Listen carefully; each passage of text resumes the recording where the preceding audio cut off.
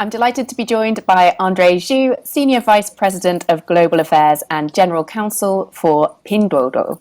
Welcome, Andre. We've got people tuning into Wide Retail from around the world. Some of them will be familiar with Pinduoduo, others less so. Can you briefly introduce us to the company? Sure. Pinduoduo is a mobile-only marketplace that connects over 16 million agricultural producers with over 800 million consumers across China. Our goal is to bring the agricultural sector into the digital economy, which offers increased productivity, convenience, and new market opportunities. We believe in applying technology to improve the way food is grown, transported, and sold. And you're focused on agriculture. Why is that? Well, agriculture is fundamentally about food, and food touches the daily lives of everyone.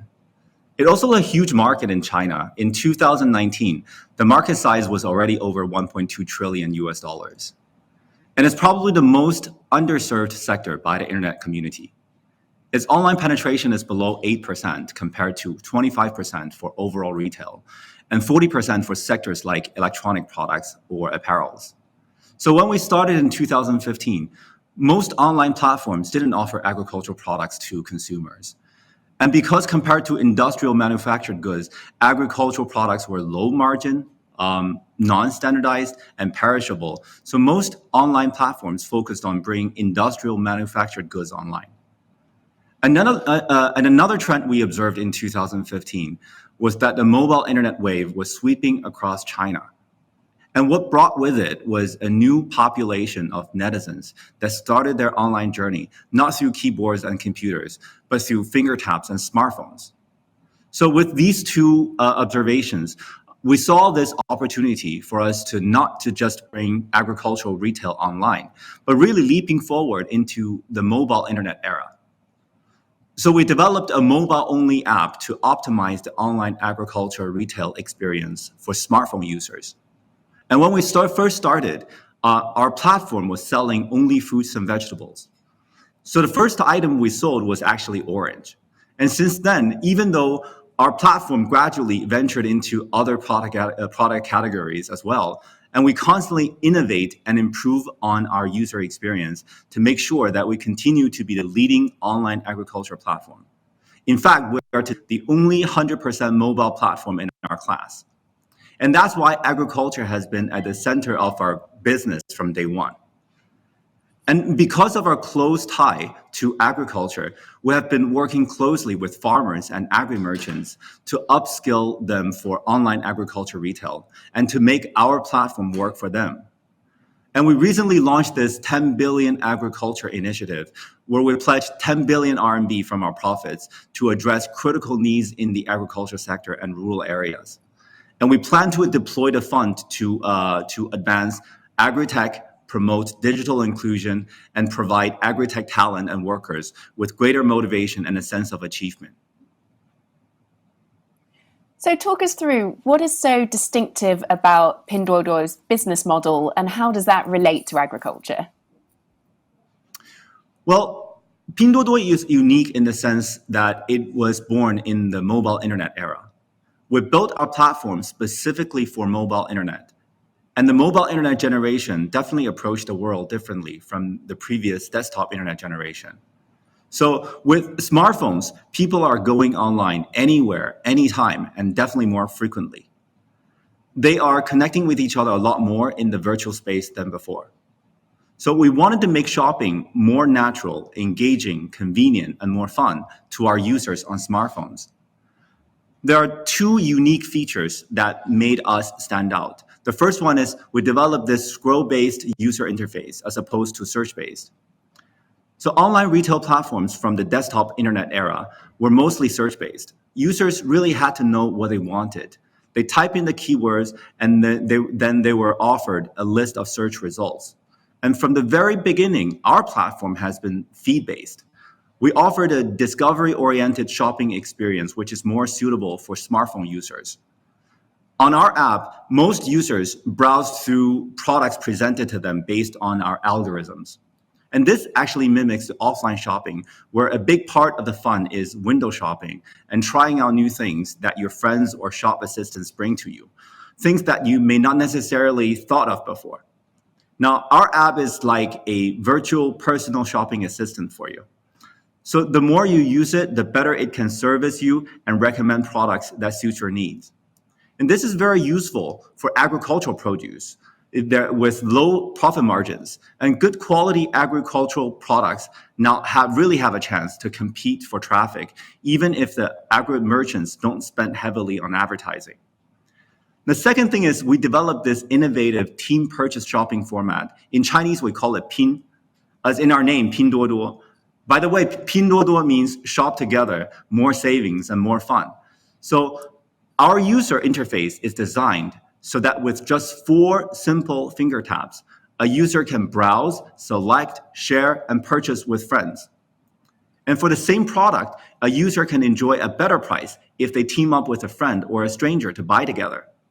And this aggregation allows for economies of scale and greater planning efficiencies, which lowers costs. And merchants can then pass on some of the cost savings to consumers and offer them better prices.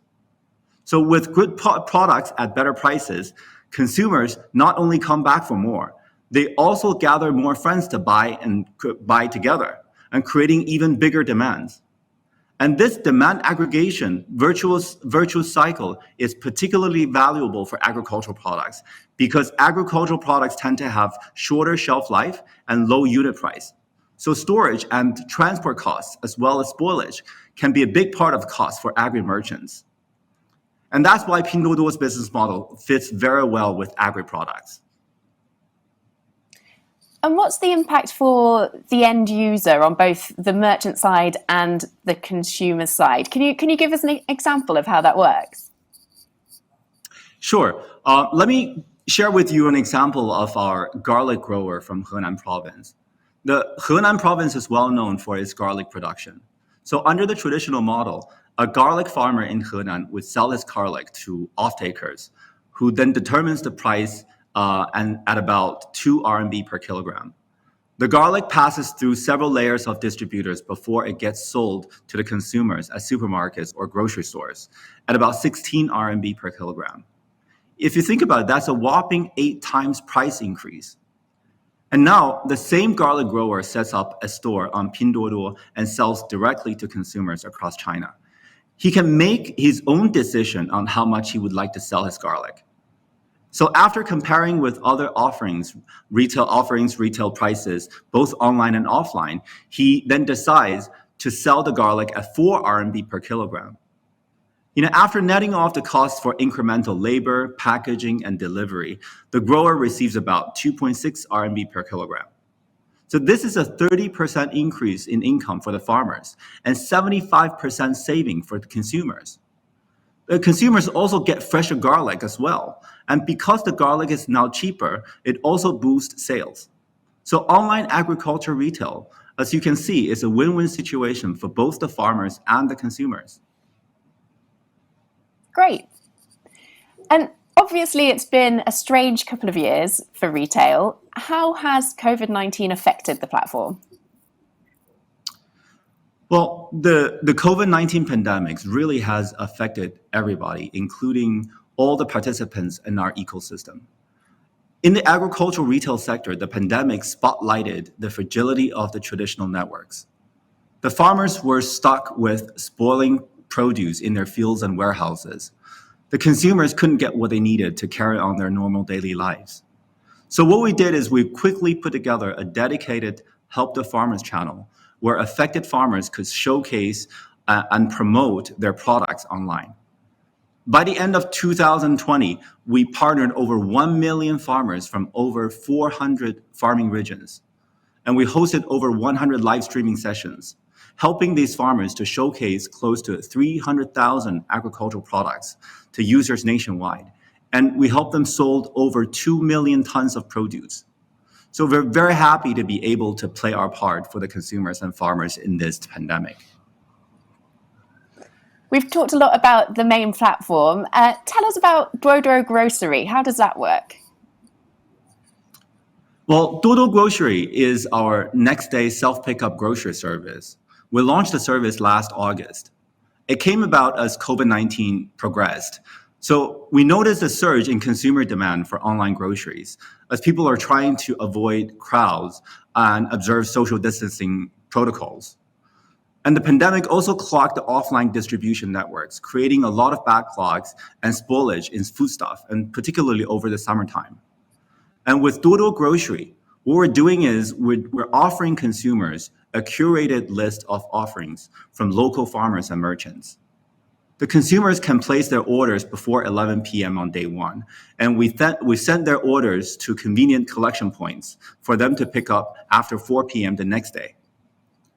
We are doing essentially three things with this Dodo Grocery service.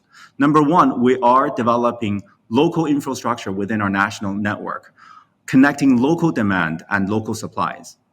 And this creates a venue for farmers to sell leafy vegetables and delicate fruits online to local consumers.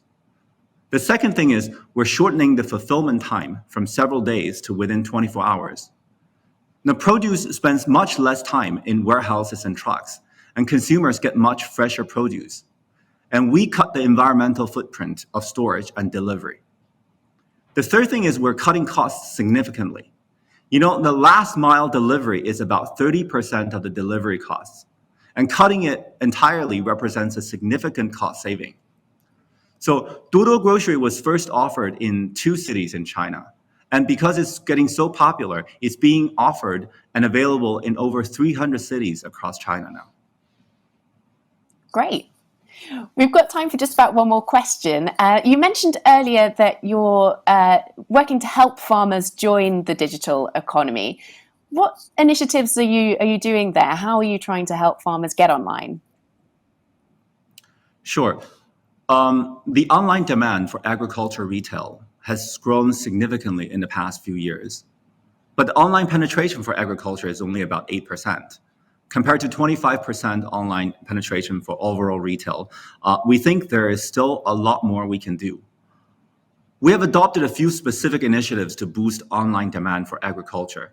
First of all, we maintained a zero commission policy for all agricultural products so that we can encourage farmers to go online and help them build a more profitable business.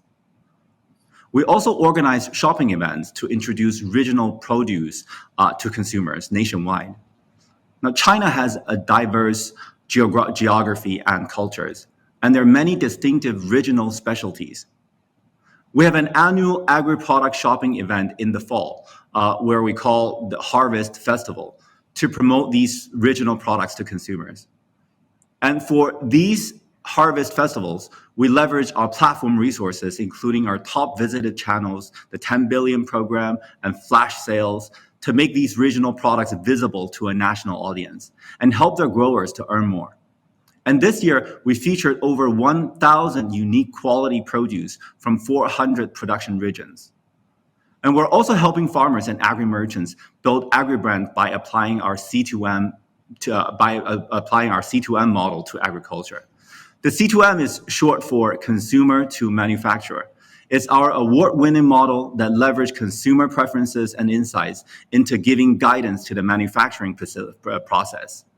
And this really helps manufacturers produce hit products under their new brands based on what consumers want. What we're doing is we're trying to apply C2M to agriculture. We think consumer preferences and feedback can really help farmers make better cultivation and packaging decisions and create strong agri-brands to sell on Pinduoduo. Great. Thank you so much for joining us, Andre Zhu. Thank you.